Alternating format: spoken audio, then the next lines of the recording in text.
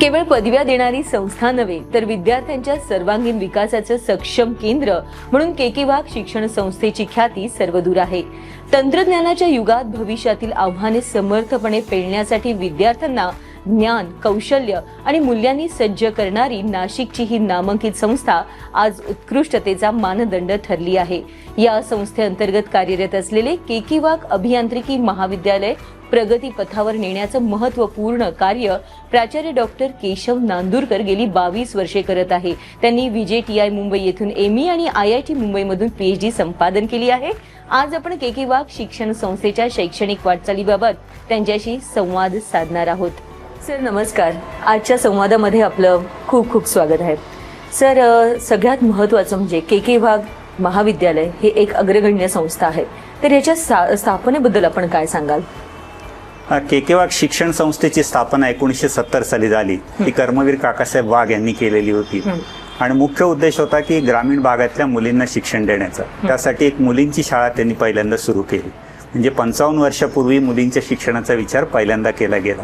त्यानंतर 1983 साली ज्या वेळेला महाराष्ट्र शासनाने विना अनुदानित संस्थांना परवानगी दिली त्यावेळेला पहिल्यांदा पॉलिटेक्निक आणि 84 साली इंजिनिअरिंग कॉलेजची स्थापना झाली. म्हणजे इंजिनिअरिंग कॉलेजला सुद्धा आता 40 वर्ष झालेली आहेत. आणि त्यानंतर मग वेगवेगळ्या संस्था आमच्या के वाघ शिक्षण संस्थेमार्फत सुरू करण्यात आल्या.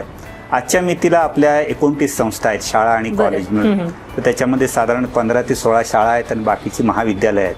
महाविद्यालयामध्ये अभियांत्रिकी महाविद्यालय अर्थातच अग्रेसर महाविद्यालय म्हणून आहे. या व्यतिरिक्त पॉलिटेक्निक आहे, फार्मसी कॉलेज आहे, BEd कॉलेज आहे, फाईन आर्ट कॉलेज आहे, परफॉर्मिंग आर्ट कॉलेज आहे आणि आर्ट सायन्स कॉमर्सचे जे आपले ट्रॅडिशनल कॉलेजेस असतात ती कॉलेजेस आहेत. आणि या ज्या शाळा आहेत त्याच्यातल्या काही शाळा या CBSE बोर्डाच्या आहेत आणि काही स्टेट बोर्डाच्या आहेत. मराठी आणि इंग्लिश मिडियमच्या दोन्ही माध्यमाच्या शाळा आम्ही चालवतो. सर 50 वर्षांचा हा प्रवास आहे आणि खूप मोठा प्रवास आहे, तेव्हा हा यशस्वी प्रवास याची ताकद आपण काय सांगाल? याची सगळ्यात मोठी ताकद म्हणजे सुरुवात जी झाली ती मुलींच्या शाळेपासून आणि आता जर आपण पाहिलं तर नवीन टेक्नॉलॉजी जी येते ती टेक्नॉलॉजी देण्याचा प्रयत्न के वाघ शिक्षण संस्था सतत करत आलेली आहे. आणि त्यामुळे आमचे जे विद्यार्थी आहेत ज्याला आपण माजी विद्यार्थी म्हणतो किंवा अल्युमिनाय मेंबर म्हणतो ते आज सगळीकडे जगभरात विखुरलेले आहेत आणि आपापल्या क्षेत्रामध्ये खूप चांगलं काम करत आहेत. मला वाटतं के वाघ शिक्षण संस्थेची ही सगळ्यात मोठी ताकद आहे. खरं तर के वाघचं नाव घेतलं तर नाशिकमधील एक अग्रगण्य ही संस्था आहे, शैक्षणिक संस्था आहे. पण गुणवत्ता राखणं हे दरवर्षी एक चॅलेंज असतं, ते आपण कसं राखतात? कोणती संस्था जेव्हा सुरुवात होते तेव्हा सुरुवातीला चॅलेंजेस कमी असतात, पण जशी संस्था वाढत जाते तसं मग गुणवत्ता राखण्यासाठी खूप प्रयत्न करावे लागतात. पण मला सांगायला आनंद वाटतो की पहिल्यापासून या संस्थेने गुणवत्ता राखण्यासाठी खूप प्रयत्न केलेला आहे. त्यामधले 2-3 महत्वाचे घटक आहेत. एक म्हणजे लागणारं इन्फ्रास्ट्रक्चर. हे खूप चांगलं इन्फ्रास्ट्रक्चर आज आमच्या संस्थेचे 8 कॅम्पसेस आहेत आणि साधारण 450 एकर जागा आणि 16 लाख स्क्वेअर फुटापेक्षा जास्त बांधकाम या संस्थेने केलेलं आहे. प्रत्येक कॅम्पसमध्ये अतिशय चांगल्या लॅब्स आणि लायब्ररी डेव्हलप केलेल्या आहेत. म्हणजे हे शिक्षणासाठी जे लागणारं साधन आहे ते पहिला भाग आहे. दुसरा जो भाग आहे तो शिक्षकांची निवड. सगळ्या संस्थांमध्ये शिक्षकांची निवड ही गुणवत्तेनुसार केली जाते. त्यामुळे शिक्षणाचा दर्जा हा कायम चांगला राहील याचा आम्ही प्रयत्न करत असतो. या व्यतिरिक्त आपल्या अभियांत्रिकी महाविद्यालय असेल किंवा पॉलिटेक्निक असेल किंवा फार्मसी कॉलेज असेल याच्यामध्ये महाराष्ट्र शासनाची जी CET होते त्यातनं विद्यार्थ्यांना प्रवेश मिळतो. आणि मला सांगायला आनंद वाटतो की CET मधला जास्तीत जास्त चांगला स्कोअर घेणारे विद्यार्थी हे आमच्याकडे येतात आणि त्यामुळे ही गुणवत्ता निश्चितच चांगली राहिलेली आहे. सर इंजिनिअरिंग आणि ॲग्रिकल्चरच्या ज्या काही ब्रांचेस आहेत तर त्या किती आहेत आणि इनटेक किती आहे त्याबद्दल काय सांगाल? इंजिनिअरिंग कॉलेज मगाशी मी म्हटलं तसं एक महाराष्ट्रातलं अग्रगण्य कॉलेज आहे. आता आमच्याकडे 10 ब्रांचेस आहेत. म्हणजे आम्ही जेव्हा सुरुवात केली 84ला त्यावेळेला 3 ब्रांचेस होत्या, परंतु त्यानंतर आम्ही नवीन काळानुरूप त्याच्यामध्ये ब्रांचेस ऍड करत गेलो आणि आज आमच्याकडे 10 ब्रांचेस आहेत. त्यात कोर ब्रांचेस सगळ्याच आहेत. म्हणजे मेकॅनिकल आहे, इलेक्ट्रिकल आहे, इलेक्ट्रॉनिक्स आहे, सिव्हिल आहे, केमिकल आहे, कॉम्प्युटर आहे, IT आहे. परंतु नवीन आम्ही जे आता केलं गेल्या 5-6 वर्षामध्ये त्याच्यामध्ये रोबोटिक्स आणि ऑटोमेशन सुरू करणारं आमचं कॉलेज पहिलं होतं. त्यानंतर आर्टिफिशियल इंटेलिजन्स आणि डेटा सायन्स हा एक नवा अभ्यासक्रम आम्ही सुरू केला आणि त्याच्यानंतर कॉम्प्युटर सायन्स अँड डिझाईन हा एक अभ्यासक्रम सुरू केला. असे अंडर ग्रॅज्युएटचे 10 प्रोग्राम आमच्याकडे इंजिनिअरिंगमध्ये आहेत. मास्टर्स प्रोग्रामचे 3 प्रोग्राम आहेत. म्हणजे एमटेक इलेक्ट्रॉनिक्स, एमटेक इलेक्ट्रिकल आणि एमटेक सिव्हिल. या व्यतिरिक्त आम्ही PhD प्रोग्राम सुद्धा 5 कोर्सेसमध्ये चालवतो. तर हे झालं इंजिनिअरिंग कॉलेजबद्दल. आमचा इंटेक जो आहे तो आता 1080 आहे म्हणजे एकूण विद्यार्थी संख्या जर पाहिली तर ती 4,000पेक्षा जास्त विद्यार्थी इंजिनिअरिंग कॉलेजमध्ये अंडर ग्रॅज्युएटमध्ये शिकतात. आणि 2003 साली आम्ही पहिल्यांदा BSc ॲग्री हा प्रोग्राम सुरू केला आणि त्याचा प्रतिसाद खूप चांगला होता, कारण अनेक जणांना ॲग्रिकल्चर करायचं होतं, त्यांना त्या विद्यापीठामध्ये संधी मिळत नव्हती. त्यामुळे मग आम्ही पुढचे कोर्सेस वाढवले. मग त्याच्यामध्ये BTech ॲग्रिकल्चर आलं, ॲग्रिकल्चर बायोटेक्नॉलॉजी आलं, ॲग्रिकल्चर फूड टेक्नॉलॉजी आलं. त्यानंतर आता ॲग्री बिझनेस मॅनेजमेंटला खूप डिमांड आहे, त्यामुळे ते पण आलं. आणि ॲग्रिकल्चर मधला हॉर्टिकल्चर हा एक कोर्स आम्ही सुरू केला. हे साधारण सगळे 4 वर्षाचे कोर्स आहेत, महात्मा फुले कृषी विद्यापीठाला संलग्नित आहेत. आणि त्यांच्या विद्यापीठांनी या 6 आमच्या कोर्सेसचं ॲक्रेडिशन करून त्यांना A ग्रेड दिलेली आहे. त्यामुळे अतिशय गुणवत्तापूर्ण शिक्षण हे ॲग्रिकल्चरमध्ये सुद्धा उपलब्ध आहे. के वाघ इंजिनिअरिंग कॉलेज हे नाशिकमधलं पहिलं ऑटोनॉमस इंजिनिअरिंग कॉलेज आहे. तर यामुळे विद्यार्थ्यांना मिळणाऱ्या संधी आणि याविषयी काय सांगाल? के वाघ इंजिनिअरिंग कॉलेजला 2022 सालापासून ऑटोनॉमस स्टेटस मिळालं आणि हे पहिलंच कॉलेज होतं नाशिकमधलं ऑटोनॉमस होणार. त्यासाठी आम्ही पुष्कळ दिवस प्रयत्न करत होतो, कारण त्याचे काही निकष पण आहेत की त्या कॉलेजच्या 10 वर्ष तिथे अस्तित्वात असायला पाहिजे, ते ॲक्रिडेटेड असायला पाहिजे आणि मग त्याच्यामध्ये हे नवीन कोर्सेस पेलण्याची क्षमता असायला पाहिजे. तर त्या दृष्टीने या कॉलेजची निवड ऑटोनॉमस कॉलेज म्हणून झाली. आता त्यात 2 महत्त्वाचे बदल झाले. म्हणजे आम्ही पुणे विद्यापीठाशी आधी ॲफिलेट होतो, अजूनही डिग्री जी आहे ती पुणे विद्यापीठाचीच आहे, पण विद्यापीठ जे त्या सिलेबस तयार करतं ते सिलेबस आता आम्हाला करायला त्यांनी परवानगी दिली, ऑटोनॉमी मिळाल्यामुळे. आणि हा सिलेबस करत असताना आम्ही आता त्यात खूप बदल करतोय. म्हणजे उद्योगांच्या गरजा लक्षात घेऊन सिलेबस कसा बदलता येईल, किंवा उद्योगधंद्यांमधले जे चांगले लोक आहेत त्यांना बोर्ड ऑफ स्टडीमध्ये आणून त्यांचा विचार कसा घेता येईल सिलेबससाठी, तो प्रयत्न आम्ही करतोय. त्यामुळे आमचं सिलेबस हे अद्ययावत आहे आणि दर 2 वर्षांनी सिलेबस बदलण्याचा आमचा प्रयत्न आहे, म्हणजे जास्तीत जास्त चांगलं सिलेबस कंटेंट मुलांना मिळू शकेल. या व्यतिरिक्त दुसरा महत्त्वाचा भाग आम्ही केला की परीक्षा आता आम्हाला घेता येते आणि त्यामुळे परीक्षेची पद्धत पण आम्ही बदलली. की आता पूर्वीची जी आपली 100 मार्काचा पेपर होता शेवटचा सेमिस्टरच्या शेवटी आणि मुलं अभ्यास करून ते करायचे, त्याच्याऐवजी आम्ही आता 20-20 आणि 60 असा एक पॅटर्न आम्ही तयार केलेला आहे.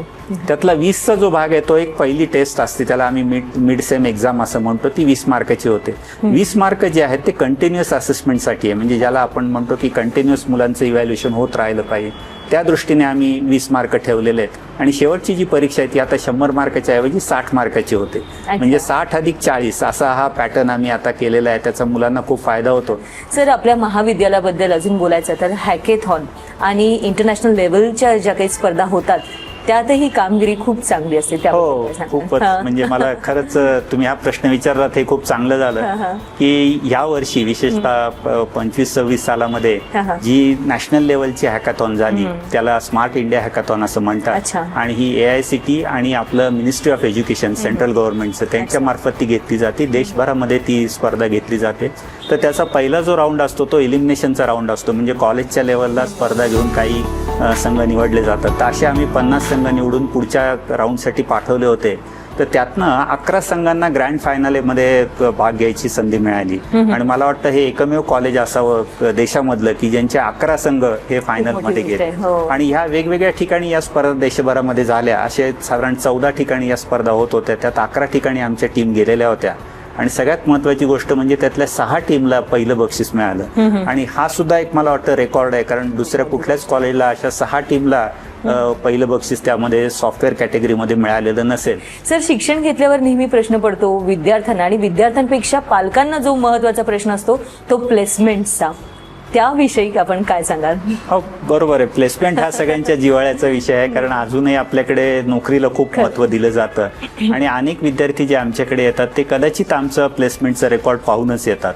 तर प्लेसमेंटमध्ये एक महत्त्वाचा भाग आम्ही जो करतो की एकदम जर आपण फायनल इयरला त्याला प्लेसमेंटला उभं केलं तर त्या मुलाला यश मिळू शकत नाही. म्हणून आम्ही पहिल्या वर्षापासून शेवटच्या वर्षापर्यंत त्यांना ट्रेनिंग देण्याचा प्रयत्न करतो की आपल्या इंजिनिअरिंग शिक्षणाबरोबरच त्याच्यातले जे दुसरे स्किल्स त्यांना लागतात, विशेषतः इंडस्ट्रीमध्ये काम करताना जे ज्याला सॉफ्ट स्किल्स आपण म्हणतो, कम्युनिकेशन स्किल्स म्हणतो, तर ते डेव्हलप करायचा प्रयत्न आम्ही पहिल्या वर्षापासून करतो. मग त्यांच्या टेस्ट घेतो, त्यांना काही मॉक इंटरव्ह्यू करून घेतो, त्यांना त्या कंपनीची माहिती देतो, कंपनीबद्दलची जी अजून काही त्यांना तयारी करावी लागेल परीक्षेसाठी तयारी ती करायची तयारी करून घेतो.